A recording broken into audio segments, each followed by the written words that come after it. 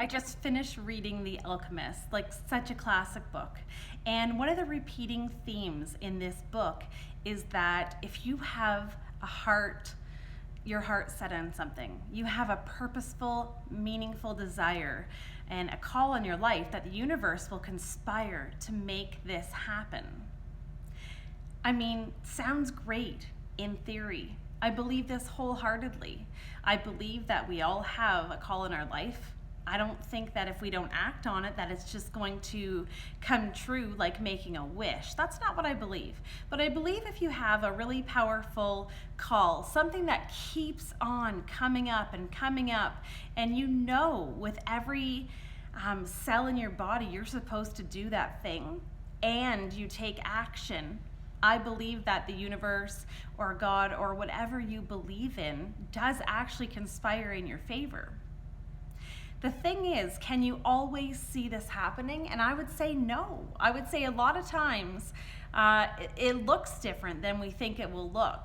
And we will feel as though we're being tested. And that is what my last year has looked like. I have thought so many times, I have this desire to deeply speak into people's lives, to help people, to serve people. And just when I'm at my highest high, something happens. The rug gets pulled out from underneath of me, and all of a sudden I feel like maybe I'm not supposed to do this. So when it gets tested on an emotional level, it's either going to be a hindrance and it's going to make you think, nope, the world is not conspiring for this to happen, or it's going to be a catalyst to really strengthen your resolve and push you into the direction that you know deep down you are supposed to move into. So I do actually think that things happen for us. And I also think that when we're tested, we cannot always see this. We expect that things happening for us are going to look a certain way. They're going to present themselves in a certain way, in a way that looks helpful or positive or exciting, not in a way that looks like hardship, not in a way that looks like challenge, not in a way that brings us to our knees. That is not what we think of when we think of the universe conspiring in our favor, is it? I am Jen Todd, and I am the founder of Shift Collective, which is an important community supporting and empowering women to the next level.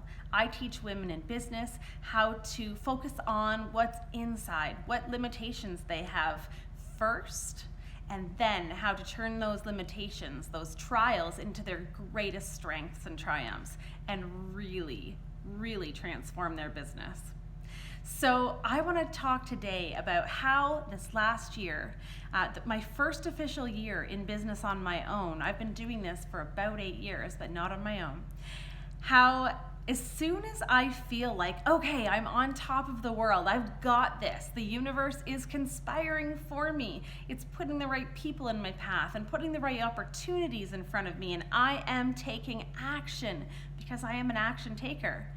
How every time I feel like, okay, I got this, whether it's getting home from a crazy, amazing, world-class event, or a really great blessing falls right into my lap, how adversity, which is how I was viewing it, strikes within 48 hours.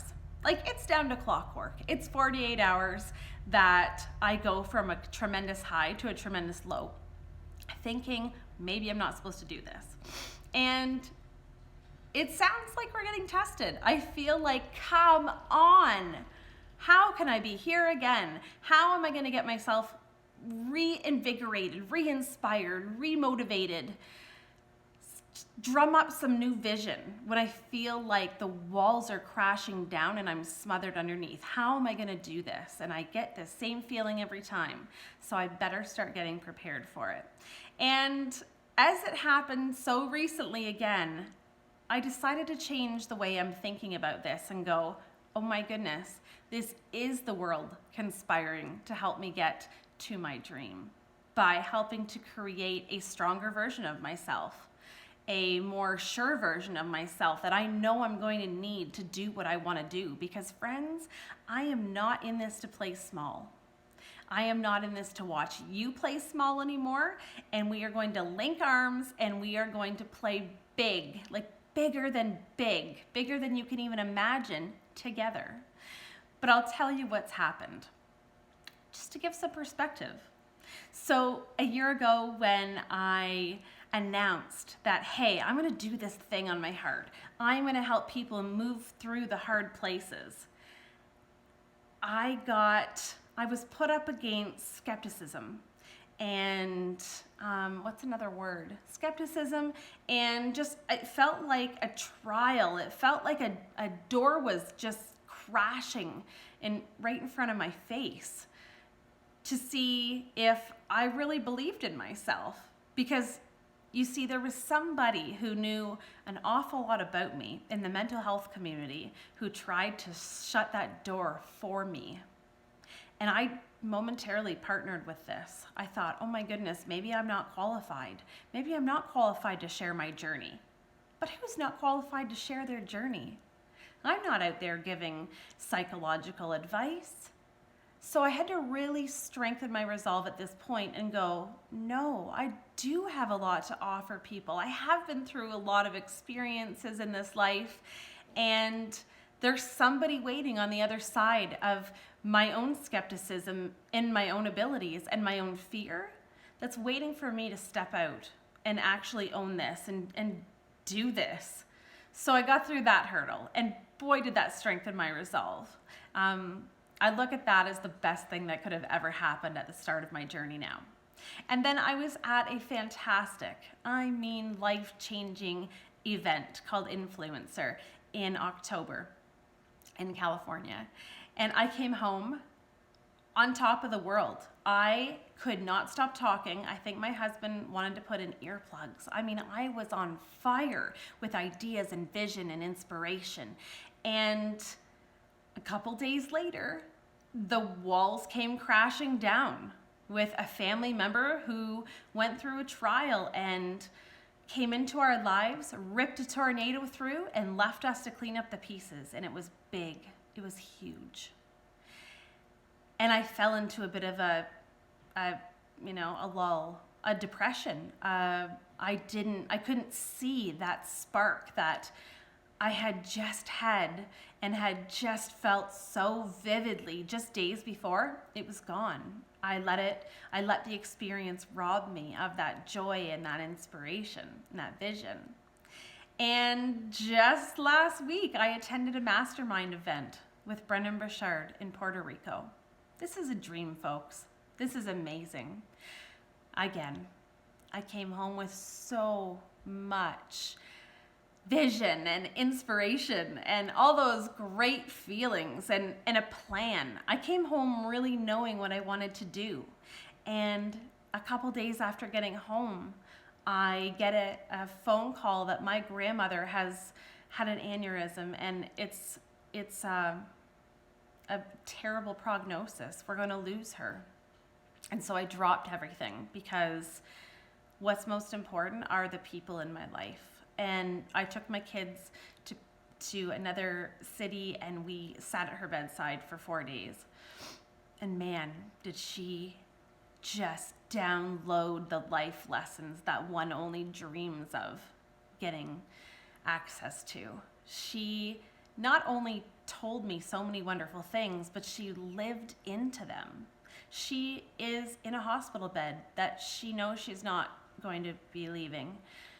She is full of joy and humor and can barely speak, but she's still finding a way to make the nurses laugh, to make us laugh, to spread a little bit of joy every day.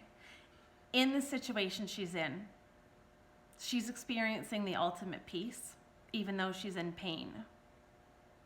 She is leaving behind a legacy of strength and persistence and perseverance. This woman's incredible. And I look at these situations and I go, these are happening for me. Now, don't take that the wrong way. I'm devastated to lose my grandma. I'm devastated. She is an amazing warrior of a woman. And she's taught me so much, and we've had the best talks. And we connect on a deep level. That's not what I mean. But she's teaching valuable life lessons right into her last days. All of this hardship, because there's been a lot of hardship this year, and to the point where people just go, Jen, I can't even believe anything else is happening. Like, how can these things keep on happening to you? And I was agreeing, I was partnering with that mindset for a while until I realized they're not happening to me, they're happening for me. And the trials that you are enduring right now in your life that you may think are God or the universe's way of telling you to stop, to quit, to don't keep doing that. Don't keep dreaming that dream. Don't keep pushing toward that goal. They're not there to stop you. They're there to strengthen you. They're there to teach you things that you just can't learn by reading a book. So I want you to look at the narrative in your head right now. Clean up some of your messy thinking. And because that's what I've had to do. I've had to clean up my messy thinking and think of, how is this happening for me? How is this supporting me? And I'll tell you, when you start looking for these good things, just like when you start looking for gratitude, you find them. And when you start looking for other ways the universe is conspiring to take you down, you find them. So the message I want to leave you with today is evaluate, what are you looking for? And no matter how hard it is, what are you able to take away from that and create meaning from a difficult situation, to take your biggest trial and turn it into your biggest triumph?